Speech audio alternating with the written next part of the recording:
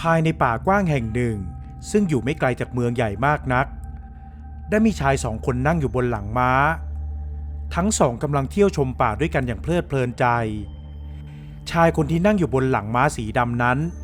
ดูท่าทางภูมิฐานและมีอายุมากแล้วแต่บุคลิกลักษณะเหมือนคนใจไม่อยู่กับเนื้อกับตัวเขาดูตาลอยมองเหม่อไปไกลแต่พอผ่านไปสักพัก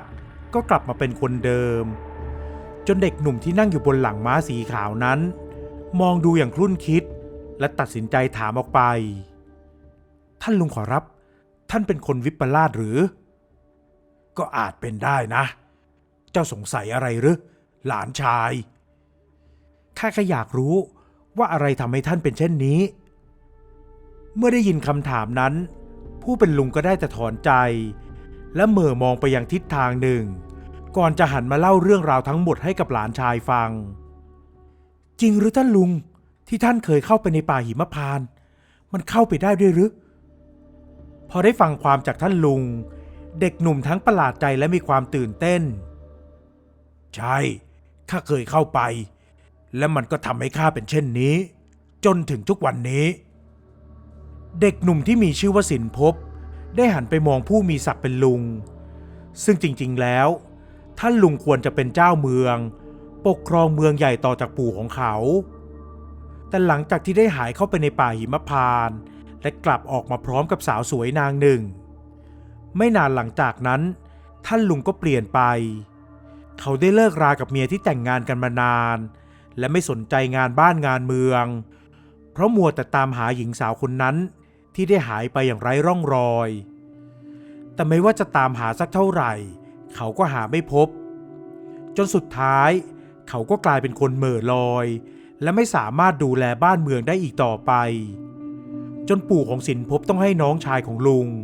ซึ่งก็คือพ่อของเขาขึ้นเป็นเจ้าเมืองปกครองบ้านเมืองแทนและต่อไปตัวเขาก็จะกลายเป็นเจ้าชายของเมืองนี้ที่เป็นทายาทสืบทอดการปกครองต่อเขานั้นพอจะได้ยินเรื่องราวของผู้เป็นลุงมาบ้างแต่เพิ่งจะได้ฟังจากปากก็วันนี้เองข้าอยากเข้าไปในป่าหิมพานต์บ้างท่านลุงช่วยสอนสิ่งที่ท่านรู้ได้หรือไม่ลุงของสินภพไม่ค่อยอยากจะสอนวิชาไสยเวทให้กับหลานชายสักเท่าไหร่นักเพราะกลัวว่าสักวันหนึ่งหลานชายจะกลายเป็นอย่างเขาแต่เขาก็ทนการรบเร้าอยู่ได้ไม่นานบวกกับเขามีเพียงหลานชายคนนี้เท่านั้นที่พอจะเข้าใจเขาอยู่และคอยอยู่เป็นเพื่อนช่วยให้เขาได้หายเหงาตลอดมาเขาเลยตัดสินใจสอนวิชาที่มีอยู่ให้กับสินภพทั้งหมดจนกระทั่งเด็กหนุ่มเติบโตเป็นชายหนุ่มวัยชกาลที่มีนามว่าเจ้าชายสินภพแห่งเมืองสองสินเจ้าอย่าทำเช่นนี้เลยนะพ่อขอร้องเจ้าเปลี่ยนใจเถิดท่านพ่อกลัวว่าข้าจะเป็นเช่นท่านลุงหรือเป็นไปไม่ได้ดอกเจ้าชายสินภพหัวเราะชอบใจและควบม้าออกไปจากเมืองตรงไปยังทางที่ผู้เป็นลุงบอกเล่าจนผ่านไปหลายเดือนเขาก็เข้าไปในป่าหิมพานต์ได้ด้วยสายเวทที่ร่ำเรียนมาชายหนุ่มรู้สึกตื่นตาตื่นใจกับป่าหิมพานต์ที่ดูสวยงามไปทั่วทุกหนแห่งและเดินทางท่องเที่ยวอยู่ในป่านั้นจนกระทั่งไปพบกับกินนารีสาวสวย2 ตนเจ้าชายสินภพแกล้งทำเป็นว่าหลงทางเข้ามาและต้องการคนนำพาออกไปจากป่าแห่งนี้ที่นี่คือป่าหิมพานต์ท่านเข้ามาได้อย่างไรกันข้าเข้ามาด้วยสายเวทและไม่คิดจะมาล่วงเกินสิ่งใดโปรดชี้นำข้าถึงทางออกด้วยเถิดกินนารีสาวสวยทั้ง2 ตนนั้นช่างสวยงามเหลือเกินจนเจ้าชายสินภพเริ่มคิดไม่ซื่อกินนารีนางหนึ่งชื่อว่าโสภีและอีกตนชื่อว่าพิญญาโดยเฉพาะพิญญานั้นดูเหมือนจะถูกตาต้องใจเจ้าชายสินภพเหมือนกันแต่หลังจากที่ทั้งสองนำเขามาพักยังที่พักของโสภีและแม่ของเธอด้วยความอ่อนช้อยและไร้เดียงสาของโสภีก็ทำให้เจ้าชายสินภพเอ็นเอียงมีใจให้กับโสภีมากกว่าและเกษาผู้เป็นแม่ของโสภีนั้นที่สังเกตเห็นกิริยาท่าทีของหนุ่มสาวอยู่ก็รู้สึกไม่สบายใจเลยเพราะเธอไม่อยากให้ประวัติศาสตร์ซ้ำรอยอีกเมื่อเจ้าชายสินภพขอตัวไปพักผ่อนเธอจึงเรียกลูกสาวออกมาพูดคุยด้วย ลูกโสภีเจ้าอย่าได้เป็นเช่นนางอัปสราเลยเมื่อได้ยินชื่อนั้นโสภีก็ถึงกับสะดุ้งเพราะไม่มีใครในป่าหิมพานต์นี้ที่จะไม่รู้จักหรือว่าไม่รู้เรื่องของสาวสวยกินนรีที่ได้หลงหายไปจากป่าหิมพานต์เมื่อนานมาแล้วและเธอนั้นก็ไม่ได้กลับมาอีกเลยโสภีหลบตาผู้เป็นแม่และคลุ่นคิดถึงชายหนุ่มที่เพิ่งได้พบเจอเธอนั้นรู้สึกถูกใจและเริ่มมีใจให้กับเขาแล้วด้วยแต่เธอหารู้ไม่ว่าเพื่อนของเธอนั้นก็มีความรู้สึกเช่นเดียวกันกับเธอหลายวันต่อมาหลังจากที่เจ้าชายสินภพท่องเที่ยวในป่าหิมพานต์จนหนำใจแล้วโดยมีโสภีและพิญญาเป็นเจ้าของบ้านที่ดีคอยนำเขาไปในทุกที่ที่ต้องการเขาก็ได้เอ่ยปากบอกลาและทำให้ทั้งสองสาวกินนรีรู้สึกใจหายเพราะพวกเธอไม่อยากให้ชายหนุ่มกลับออกไปเจ้าชายสินภพนั้นคอยสังเกตท่าทีของโสภีอยู่ตลอดและรู้ว่าเธอก็มีใจให้กับเขาฝ่ายพิญญาก็มีใจด้วยเช่นกันแต่เพราะเขาถูกใจโสภีมากกว่าเลยไม่ค่อยสนใจพิญญามากนักแม้ว่าเธอจะพยายามเอาใจเขาอย่างมากมายก็ตามจนพิญญานั้นรู้สึกหงุดหงิดและอิจฉาเพื่อนของเธอแล้วเธอก็เดินออกไปด้วยอาการโกรธจัดและแอบไปมองดูทั้งคู่อยู่ห่างๆชิข้าละหมั่นไส้เจ้านักนางโสภีใหญ่ผู้ชายถึงได้หมายตาแต่เจ้าทั้งมนุษย์ทั้งคนทันก็สนใจแต่เจ้าข้าเกลียดเจ้าแล้วพิญญาคิดอะไรอยู่คนเดียวและแอบกระยิมยิ้มย่องเมื่อนึกบางอย่างขึ้นมาได้ใช่แล้วเจ้าจงไปเป็นเช่นนางกินนรีตนนั้นเถิดที่หายไปแล้วไม่ได้กลับมาข้าจะได้เฉิดฉายและโดดเด่นแต่เพียงตนเดียวในวันนั้นเกษาแม่ของโสภีได้เรียกโสภีเข้าไปพูดคุยด้วยเพราะหลายวันมานี้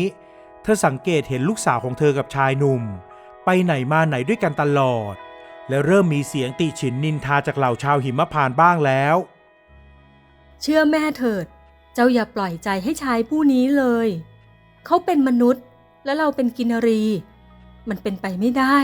เจ้าลืมเรื่องกินนรีอัปสราแล้วหรือโสภีได้แต่ก้มหน้าและนิ่งเงียบเธอรู้สึกสับสนไปหมดแต่ใจนั้นก็อยากจะเชื่อฟังแม่เธอเลยตัดสินใจที่จะไปส่งเจ้าชายสินภพและจะบอกลาเขาที่ประตูป่าหิมพานต์พอพิญญารู้เข้าเธอก็อาสาที่จะไปเป็นเพื่อนนั่นก็ทำให้โสภียิ่งสบายใจขึ้นอีกเพราะเธอมีเพื่อนรักไปด้วยกันขอบใจเจ้ามากข้าใจชื้นขึ้นเยอะเลย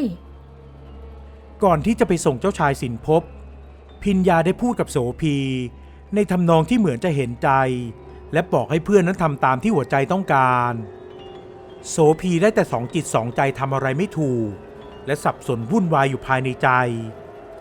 เมื่อพิญญาเห็นอย่างนั้นก็แอบยิ้มเยาะ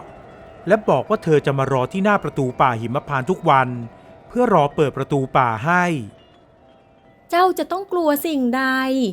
เจ้าจะกลับมาตอนไหนก็ได้ข้าจะคอยอยู่ที่นี่และสุดท้าย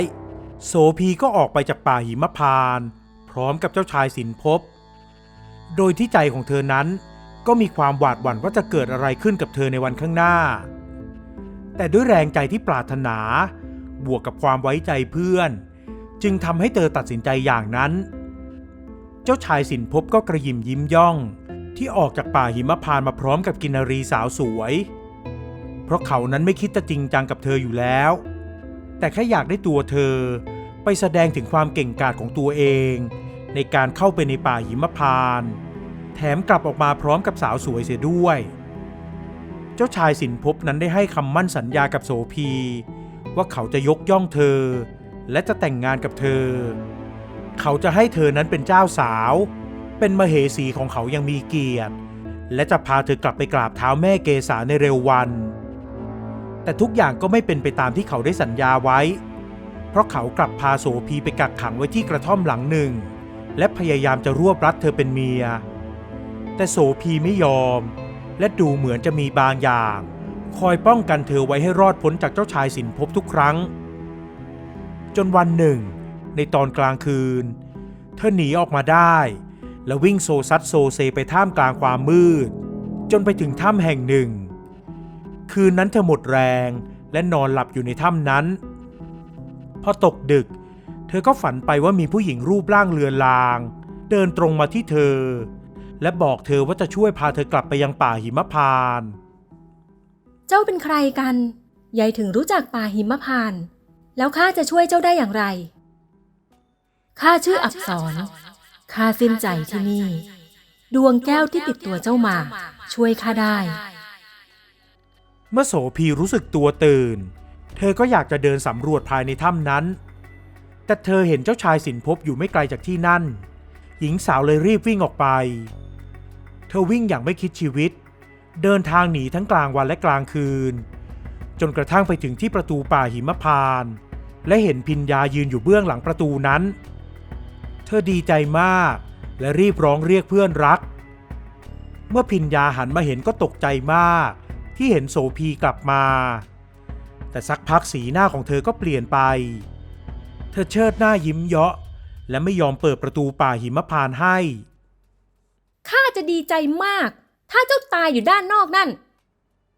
พิญญาหัวเราะชอบใจส่วนโสภีเองก็เพิ่งได้เข้าใจเพื่อนรักว่าแท้จริงแล้วพิญญานั้นอยากให้เธอออกไปจากป่าหิมพานต์และอยากให้เธอตายหญิงสาวสุดตัวนั่งลงร้องไห้ทันใดนั้นก็มีแสงสว่างวาบออกมาจากตัวของเธอโสภีค่อยๆเปิดชายพกผ้านุ่งออกและเห็นดวงแก้วกินนรินทร์ส่องแสงแรงขึ้นเมื่อเธอชูดวงแก้วขึ้นประตูป่าหิมพานต์ก็เริ่มเปิดออกแต่ทันใดนั้นเธอก็นิ่งเงียบไปเธอนั่งครุ่นคิดอยู่นานและเก็บดวงแก้วกินนรินทร์ใส่กลับที่เดิมจากนั้นเธอก็เดินหันหลังจากไปปล่อยให้พิญญายืนอ้าปากค้างเพราะกลัวโสภีจะเดินเข้าป่าหิมพานต์และมาต่อว่าเธอพิญญาเลยยืนงุนงงอยู่อย่างนั้นมีดวงแก้วกินนรินทร์แล้วไม่ใช้ประโยชน์โง่นักเชียวโสภีรีบเดินทางดั้นด้นกลับไปที่ถ้ำแห่งนั้นเธอทั้งหวาดกลัวเจ้าชายสินภพแต่ก็อยากจะช่วยกินนรีอับสรให้ดวงจิตได้กลับเข้าสู่ป่าหิมพานต์เมื่อไปถึงถ้ำเธอก็เดินตามหาจนไปเจอโครงกระดูกของอับสรโสภินได้เอาดวงแก้วกินนรินทร์วางบนโครงกระดูกนั้นทันใดนั้นโครงกระดูกก็หายไปพร้อมๆกับดวงจิตของอับสรก็ลอยวูบหายและล่องลอยเข้าสู่ป่าหิมพานต์โสภีรู้สึกดีใจที่ได้ช่วยเหลือเธอแต่พอเดินทางกลับไปที่ป่าหิมพานต์จนจวนเจียนจะใกล้ถึงประตูป่าหิมพานต์แล้วเจ้าชายสินภพก็ควบม้าเร่งรีบตามมาเมื่อเธอหันไปเห็นเธอก็รีบวิ่งพาร่างกายที่เหน็ดเหนื่อยอ่อนล้านั้นตรงไปที่ประตูป่าหิมพานต์และร้องเรียกขอให้พิญญาเปิดประตูให้เธอได้โปรดพิญญาได้โปรดเปิดประตูให้ทีมีดวงแก้วที่สามารถช่วยได้แต่กลับไปช่วยผู้อื่นสมน้ำหน้าข้าไม่ช่วยดอกพิญญาหัวเราะชอบใจและยืนมองเจ้าชายสินภพควบม้าจี้เข้ามาเธอเห็นเจ้าชายสินภพก้มตัวลงเพื่อจะคว้าร่างของโสภีแต่ทันใดนั้นทั้งเจ้าชายสินภพและม้าของเขาก็ลอยละลิ้วปลิวไปเหมือนโดนพายุพัดพาหายวับไปกับตาและประตูป่าหิมพานต์ก็เปิดออกพร้อมๆกับร่างของโสภีที่ถูกดึงเข้ามาจากนั้นประตูป่าหิมพานต์ก็ปิดในทันทีแม่เกษาท่านฤาษีสิตาข้าขอโทษพิญญานั้นนั่งลงพนมมือไหว้เธอตกใจอย่างที่สุดที่เห็นท่านฤาษีสิตะยืนอยู่และเกษาก็ได้โผล่เข้ากอดร่างของลูกสาวไว้ฤาษีสิตะได้พยักหน้าให้กับเกษาและสั่งสอนโสภีให้เห็นถึงความรักความห่วงใยของแม่ดวงแก้วที่ข้ามอบให้แม่เจ้าไว้และแม่เจ้าก็แอบใส่ไว้ในตัวเจ้าช่วยเจ้าไว้ในทุกอย่างเจ้ารู้หรือไม่ว่าแม่ของเจ้ารักเจ้ามากเพียงใดเจ้าเป็นกินนรีที่ดีมีใจเมตตาแต่จงมีสติกับทุกอย่างนะส่วนเจ้าพิญญาจงมากับข้าบัดเดี๋ยวนี้พิญญาเดินตามฤาษีสิตะไปด้วยความหวาดกลัวและโสภีที่อยู่ในอ้อมกอดของแม่นั้น ได้กอดรัดแม่ไว้เธอร้องไห้และสัญญาว่าจะเชื่อฟังแม่ในทุกๆเรื่องเกษาร้องไห้และโอบกอดลูกไว้ด้วยความรักเธอถอนหายใจอย่างโล่งอกที่ลูกสาวกลับเข้าป่าหิมพานต์ได้อย่างปลอดภัย